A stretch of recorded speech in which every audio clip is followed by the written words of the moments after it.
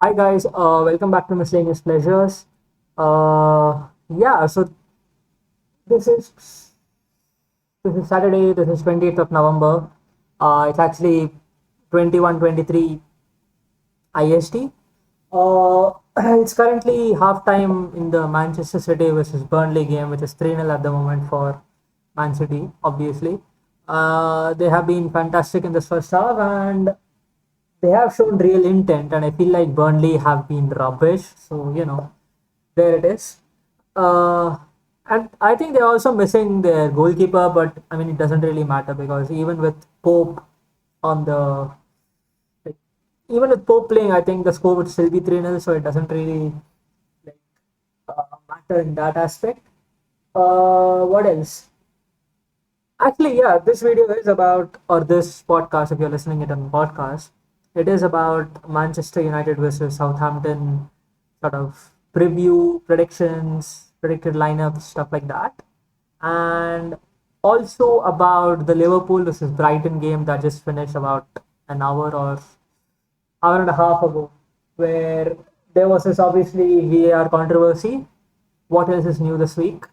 I mean, I think you know what, but as well just begin with that game because, well, the controversy was the fact that it was in stoppage time, or rather injury time, where Andy Robertson kicked Danny Welbeck's foot inside the box, and at the first viewing or at the live viewing the incident, not many thought that there was an incident in the first place, and the game just went on.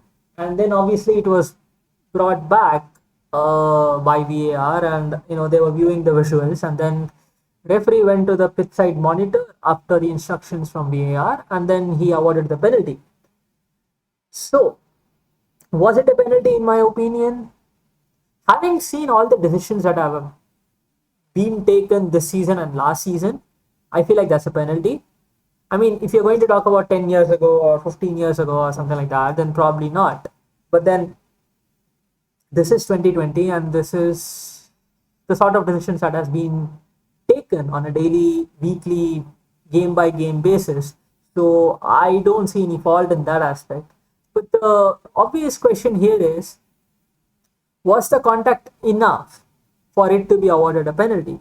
And when this type of question kind of comes up, the only response I have is this discussion that uh, like Gary Neville, Jamie Carragher, and I guess I don't know who else was there. They had this discussion about 5 6 years ago in MNF, or I think in one of those Sky Sports things.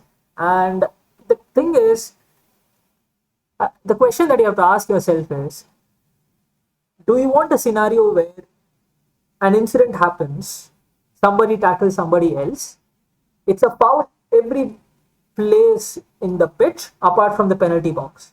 Inside the penalty box, you're going to have harsher rules. If this is what you want, then I think, from your opinion, this is definitely not a penalty.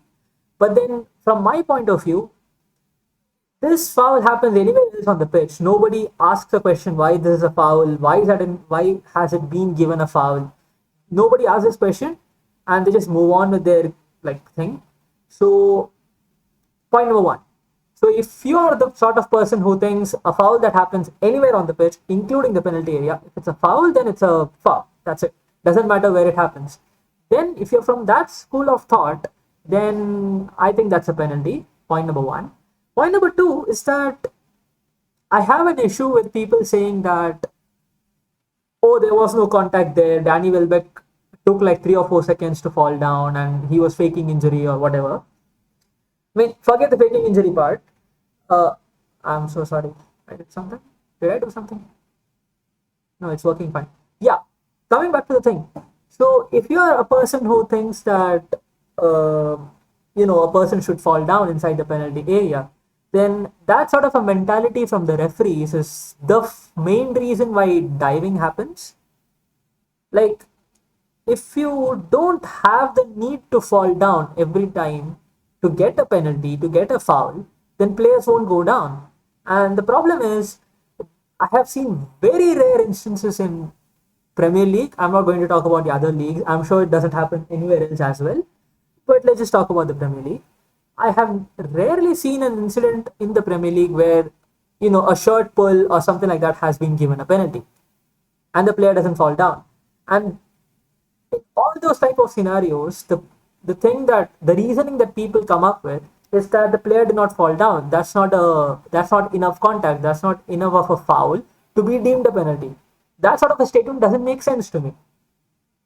If it's a foul, it's a foul. If it's not a foul, it's not a foul. You can't say that just because it's inside the penalty box, that's not a foul enough for him to be given a penalty or anything along those lines. So that's my sort of viewpoint on it. And the problem is, as I said, this type of a mentality is the reason why diving happens.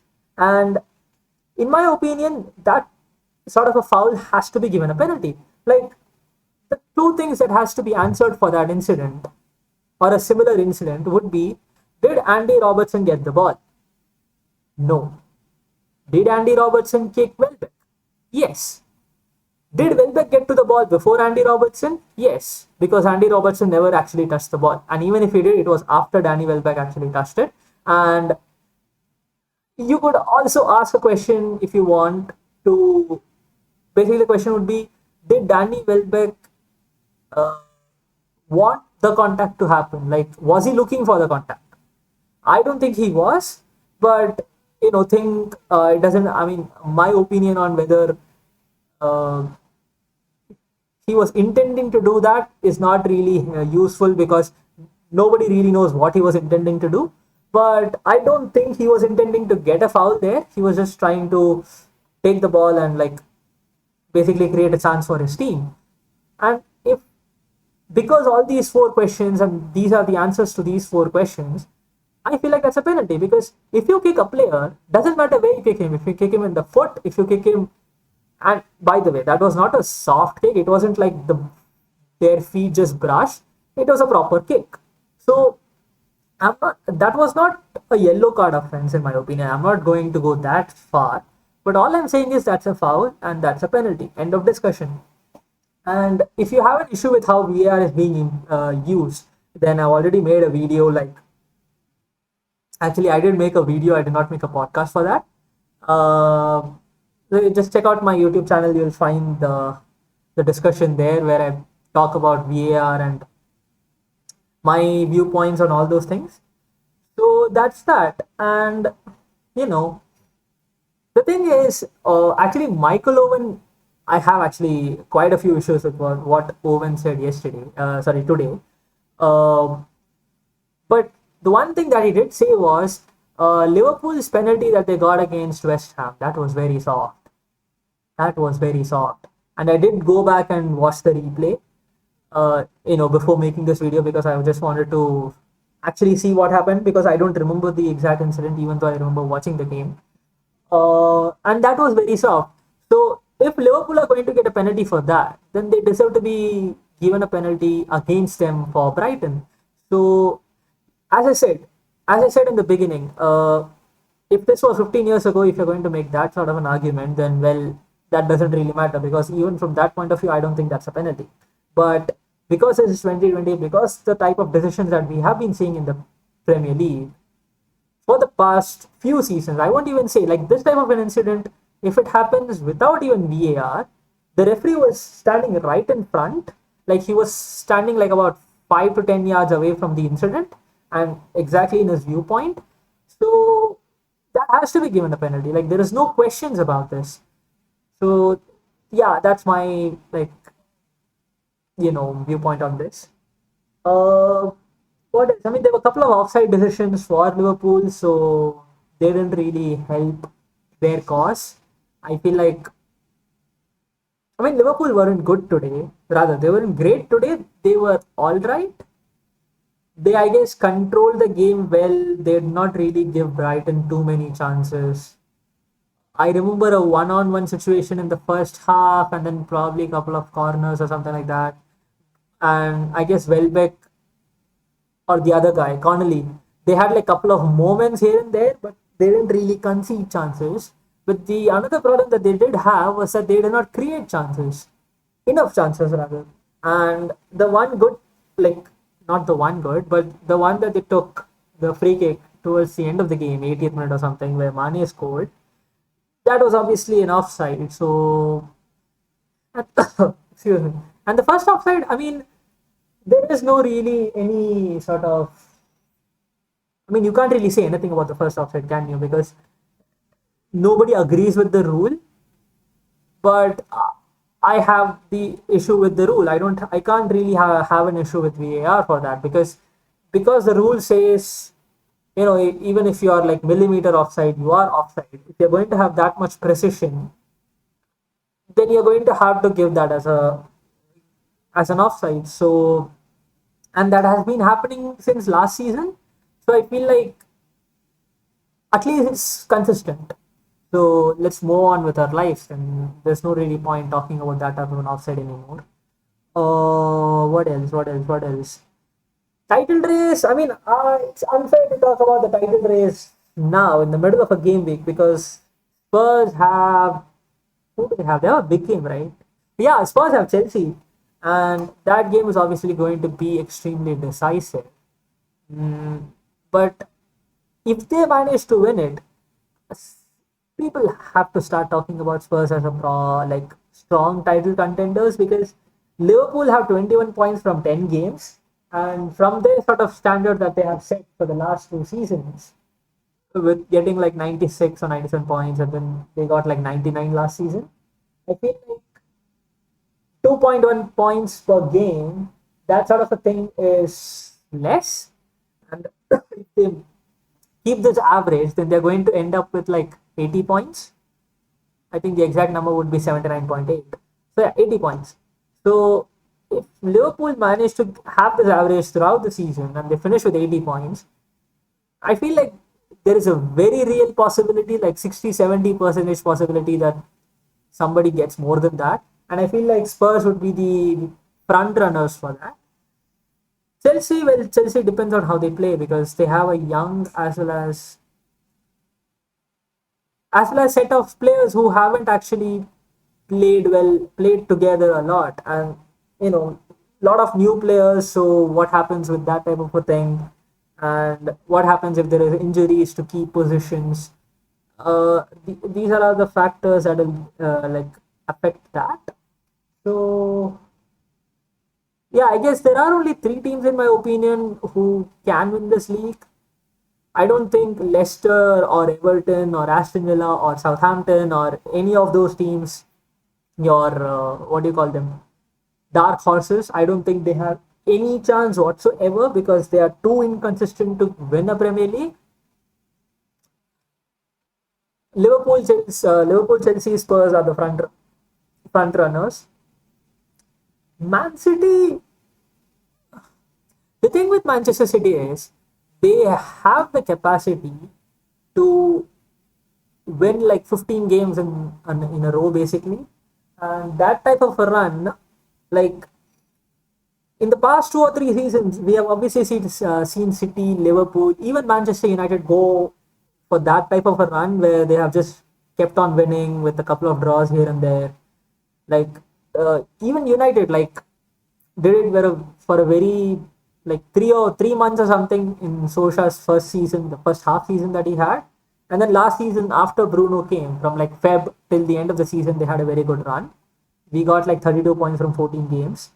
I don't know if I have seen or if this has happened with Spurs or Chelsea. Like Chelsea had a good run, but for a very brief period of time. So if City do manage to get that type of a run going, then obviously they will be title contenders. But and obviously today 3-0, like in the 49th, 50th minute, so they could potentially win this game like final or something, and then get into some sort of a rhythm. So obviously I would be a fool to disregard City from the title race. And they even have like Aguero and Jesus coming. Like Jesus has already started like second or third game on the row, and Aguero is obviously, I'm guessing he is getting match fit, and obviously, oh, you know what? Talking of Aguero, I should have actually talked about Diego Maradona.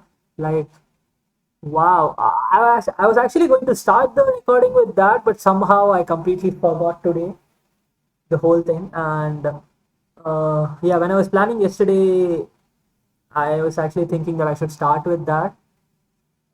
Anyways, Diego Maradona, what a player he was. I mean, it is completely unfair of me to actually even say a few words about him because I did not actually watch him live. And the very few sort of highlights and videos here and there of like 1 or 2 minutes that I have watched, I mean, they were obviously brilliant. And I think all I can probably say is if any sportsman manages to manage to inspire fans, manages to inspire future generation of players, manages to instill a love for the game, love for himself, love for the whole type of play. If anybody, any sportsman from any game, if that person can do that, then they are a legend and they are a person worthy of the legendary status. And Diego Maradona is probably one of the best in football in doing that.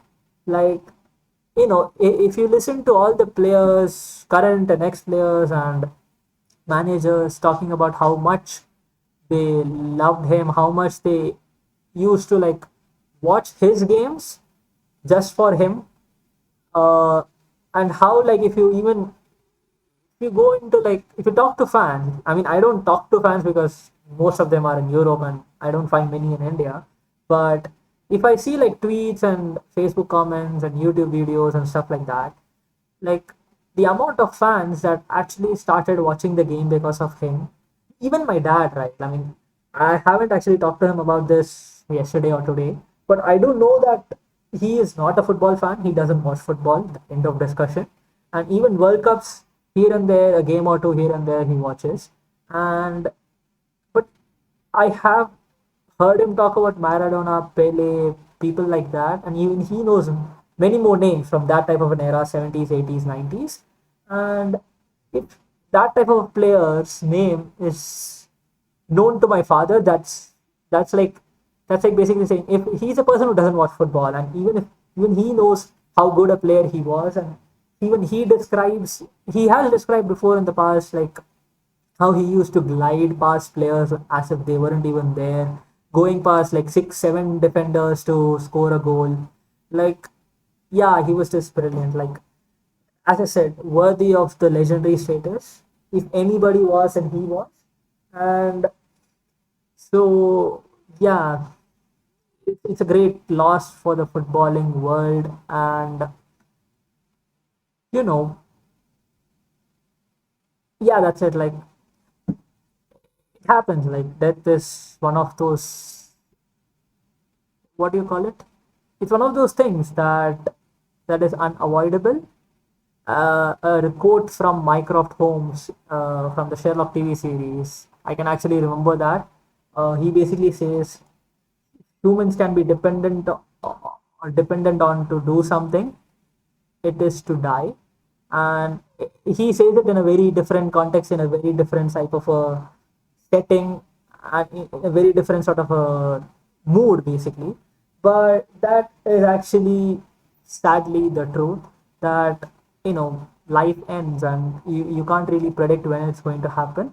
All you can do is enjoy your life as it lasts effectively. And yeah, so yeah, I mean 2020 is basically be it has been a year where a lot of the famous personalities from all across the entertainment, sports, all sort of fields, they have been passing away, and either due to COVID or due to natural causes or whatever. So yeah, okay. So coming back to, yeah, I was actually talking about Manchester City and how they could be title challengers. I mean, I'm not going to talk about Manchester United simply because, as I said, we have in the past we have had those runs, but we haven't had them for a long period of time or long enough to actually challenge for the title. And right now, what, 13 points from 8 games. We obviously have a game in hand. like Man City, and I think the other two teams are Aston Villa and Burnley. So these are the four teams that have a game in hand than the rest of the league. Even if we win our game in hand, that would put us at 16 points from 9 games. And a win tomorrow, 19 points from 10 games. Actually, a win tomorrow, and if considering the fact that we would beat Burnley in the extra game that we have, we imagine that type of a scenario, we would just be 2 points behind Liverpool.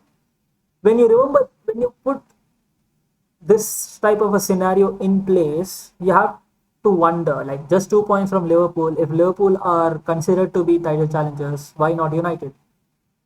I just think we don't have the capacity to have that type of a consistent run that long. So, as I said, I mean, 76 to 80 points is the goal that I had set for United. If they get that, then I will be satisfied. So, that's all. That's all. So, coming to United versus Southampton, I heard Lindelof and Aaron Van Bissaka are players that may not feature tomorrow. If that's the case, I mean, Tuanzebe will start, and it's either going to be Fosu Mensah or Brandon Williams at right back. I would probably personally love to see Brandon Williams at right back because I think I mean, a right footer at right back is kind of the obvious choice. Um, when I say choice, I mean Brandon Williams at left back versus Brandon Williams at right back. I feel like he should be playing right back. And if Fosu Mensah starts, then Fosu Mensah starts. Then the only thing is we have to have some sort of a width from both the sides, and Teles will be providing it from left. It's just a question of whether Fosu Mensah we can provide it from the right. So that's one thing. And defensively, I think he's defensively not susceptible like other attacking fullbacks in the league, but he's not great, right? So he is going to be one of those weak links tomorrow. I hope Tuanzebe can play well because again, he has to because there is no other options for us. I don't think Baye is fit, so it has to be Tuanzebe. This is all, of course, if Lindelof and Van Bissaka are not available. And there was also a news article, like multiple sources on Twitter and like stuff. Basically, they were like McTominay and Pogba did not train, so even they may not be featuring, and they obviously did not feature in the Champions League. So I don't know if they. I mean, I know that Pogba did not feature. I guess McTominay would have played some minutes. I'm not sure. Uh, I don't remember actually. Uh, so the fact of the matter is, if McTominay is not going to start, then Van de Beek has to. Like we have to go with Van de Beek, Fred, and Bruno as the three sort of or 2-1, whatever you want to call it, in a 4-2-3-1. And I don't know if Cavani is fit enough to, or has the energy and like match fitness and all those things to play another 90 minutes. If he has, then Cavani up front, Martial on the left, and Rashford on the right. Or else, I guess Greenwood could also start. Like he did play, he even had an assist to the other game against Istanbul. So Greenwood on the right, Martial up front, Rashford on the left. This will also work. The only thing is, we have to turn up tomorrow. We have to play well, we have to show some intensity, and we should not make individual errors. Because I feel like, even when the team is playing well, I feel like it's the individual errors that hurt the most. Like, there were so many individual errors from, since lockdown. Like, most of the goals that we conceded were individual errors. They weren't like beautifully crafted ones. Like I remember a penalty or two that were considered. I guess Pogba considered a penalty, and he had a fault for one of those goals. It was against Southampton, wasn't it? Or it was against somebody else. I kind of remember it being against Southampton or Bournemouth. It was against one of those teams. Uh, Obviously, Maguire made a 2 or 3 errors. So individual errors, basically the most punishing ones, and we should not be doing that tomorrow, regardless of who we are playing. So uh, I don't really have much to say. I feel like United are in a good type of form. And even though the Arsenal and the Istanbul away result, they weren't necessarily helping the fact. But the thing is, we beat Newcastle, we drew Chelsea, we beat PSG, we beat Leipzig, we beat Everton, we beat West Brom, we beat Istanbul again. 7 games since the previous international break, where we have either beaten or gotten a draw, that was against Chelsea. And the only two losses were the Arsenal game, where Arsenal weren't great, we were rubbish, and so we lost. And obviously, Pogba considered the penalty. And 2-1, obviously, we were rubbish again. So, apart from that, we have actually had a good set of results. So, I feel like because Ings is also not available for Southampton, I feel like it should be a win for us tomorrow. I wouldn't predict like a 4-0 or final or some stupid result like that. But I guess 3-1. 3-1 is a sort of prediction that I will go for. I feel like they have some creativity in them. And again, as I said, individual error from our part could give them a goal.